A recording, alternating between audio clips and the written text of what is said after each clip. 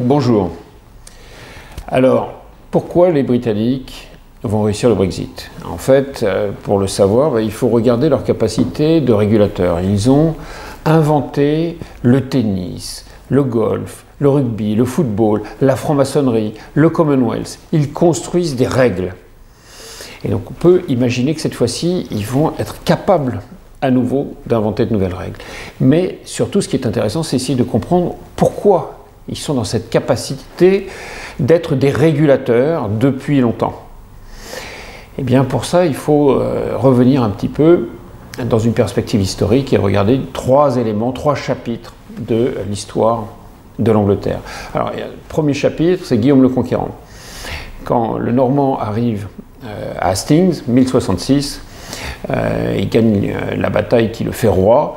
Et là, comme la noblesse anglaise a disparu sur le champ de bataille pour sa plus grande part, eh bien, il va donner les fiefs des barons anglais à ces barons normands. Mais il ne va pas leur donner de grands fiefs. Il va scinder leurs différents fiefs en disant bien voilà, toi tu vas avoir un super château à tel endroit, et puis à l'autre bout de l'Angleterre un autre, et puis dans un troisième bout un troisième autre château. Et donc tu ne vas pas pouvoir être présent simultanément dans ton grand fief dans lequel tu pourrais tout dominer.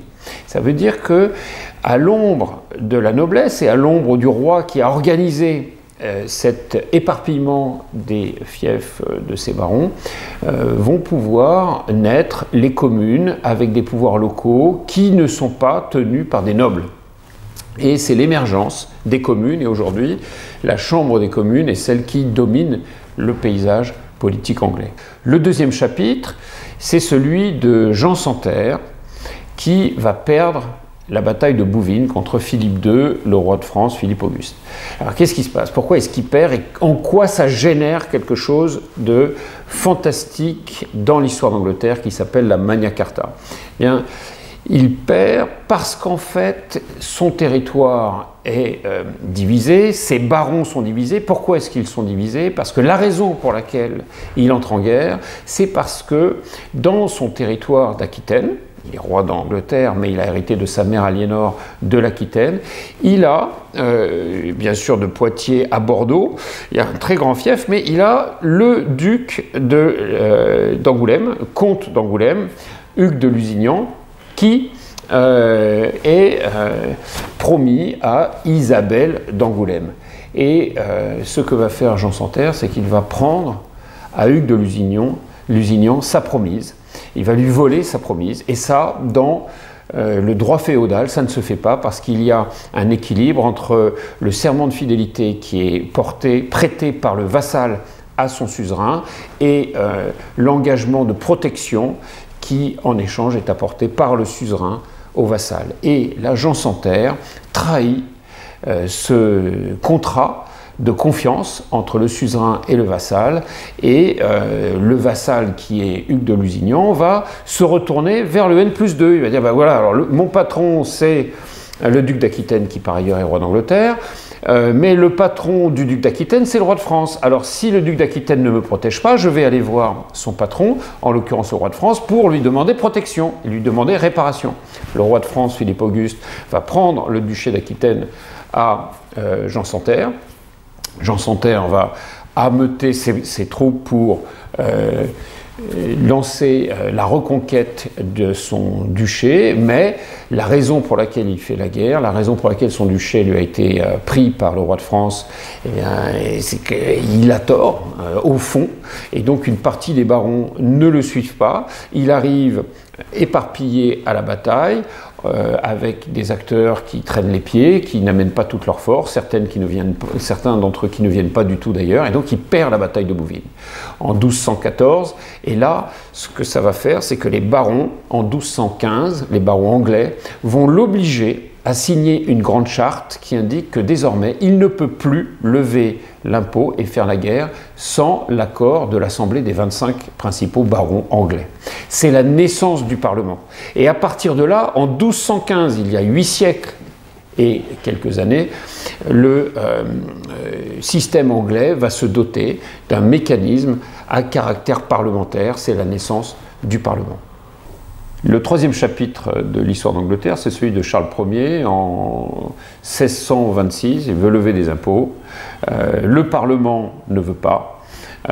Charles Ier dissout le Parlement, en fait élire un autre qui ne veut toujours pas. Le roi Charles Ier va mettre en prison des parlementaires, et là c'est la guerre civile. Et Charles va perdre cette guerre, il va d'ailleurs perdre la tête.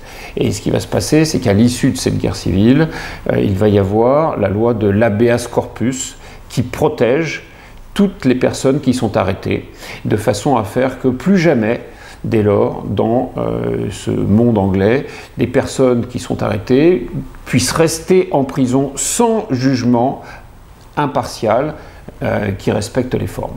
Et donc là, c'est la naissance d'une société égalitaire dans laquelle on respecte des lois fondamentales. Chacun est à égalité devant la loi, personne n'est plus fort qu'aucun autre. Au regard de ces trois chapitres de l'histoire d'Angleterre, eh bien, on voit que d'abord sont nées les communes, puis le Parlement, puis des libertés fondamentales pour chacun, et ça veut dire que le débat a lieu à l'intérieur du système, on peut se parler, on peut se dire les choses, si on n'est pas d'accord, si on a des idées nouvelles, il y a de la place pour être entendu.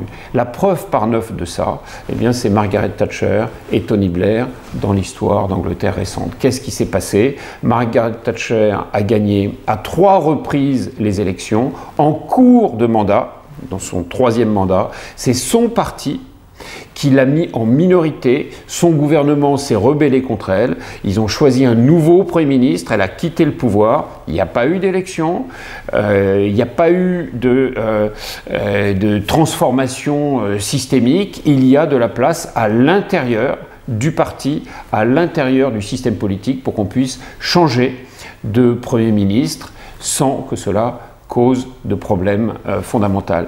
Et il s'est passé exactement la même chose avec Tony Blair. Il a gagné à 3 reprises les élections. Au cours de son 3e mandat, c'est son gouvernement et son parti qui lui ont dit « Tony, on arrête, ça ne va plus ». Ils ont choisi son successeur dans leur rang. Il n'y a pas eu là non plus aucune crise institutionnelle. Donc ça veut dire qu'à l'intérieur du système anglais, on est capable de se parler, de construire des diagnostics, de chercher des solutions. Et si ça ne va pas, eh bien on change.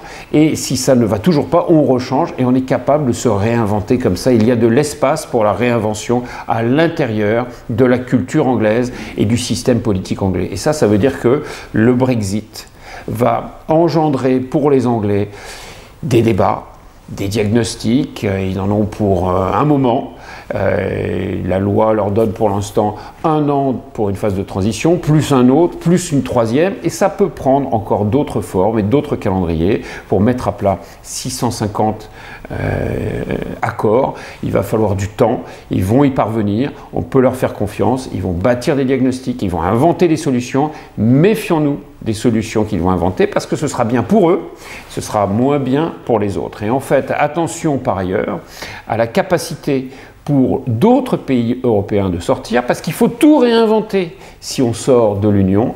Et les Anglais ont cette tradition démocratique, ont cette capacité culturelle de réinvention.